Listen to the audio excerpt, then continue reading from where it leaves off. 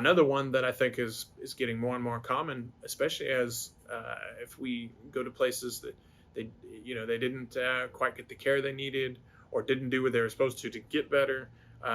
They start people start to get in it. Everybody knows that a chronic pain patient is a lot of times have been through a lot, and they start to get depressed about what's going on, and they don't believe that they can get any better. So one of the things that I think this one's a one that you want to address.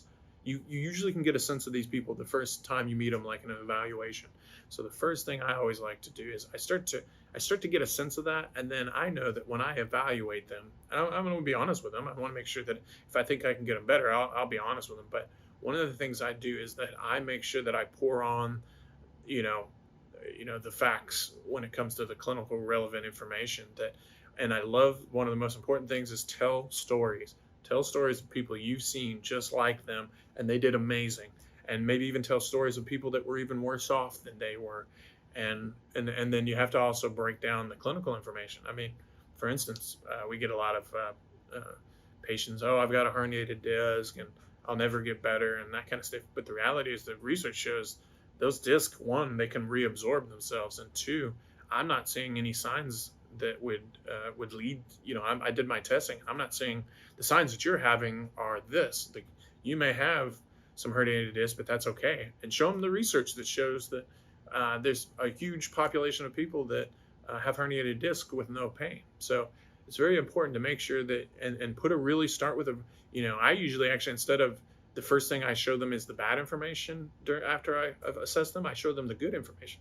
So I might start with, hey, after looking at everything, actually, I think you have a lot of good things going for you. Show them all the positive signs, and hey, your strength is not bad here.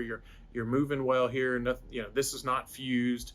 You're not getting the type of pain that would relate. So you have to really start to show them that, oh yeah, no, you aren't as bad off as you thought. And then the second thing is make sure that you really put the confidence into them. I tell people I am very confident without a shadow of a doubt. I can't guarantee anything, but I know I've seen this a ton of times, and I'll tell them the percentage. I usually say 80 to 95% for most cases. We've been able to get this better, so I don't think you're any different than them. And let me tell you a story about somebody that was even worse off, and et cetera, et cetera. So you have to really put hope, and that starts at that first evaluation. And then something you got to think about is when they're coming in for future follow-up visits, that when you see them you have to give them relevant expectations as well. So sometimes I'll tell them, I'm gonna let you know, that you've had this for a long time. So when we're working on things, it may be a little bit of an up and down. There are gonna be little days where you may have a little bit more flare-ups, and that's okay. We'll make sure to calm them down, and I'll teach you how to, it won't be anything you can't handle, but just because you have one off day does not mean that you're not getting better.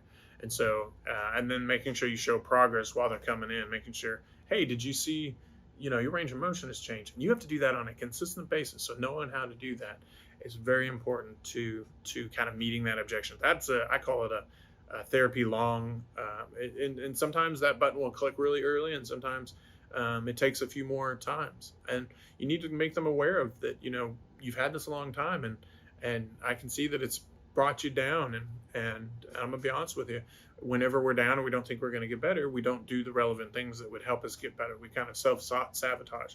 These are the kind of conversations that I have with my patients, and I say it's very common. I don't want them to feel different, or I don't want them. I tell them that this is just part of the process that happens when you've had chronic pain.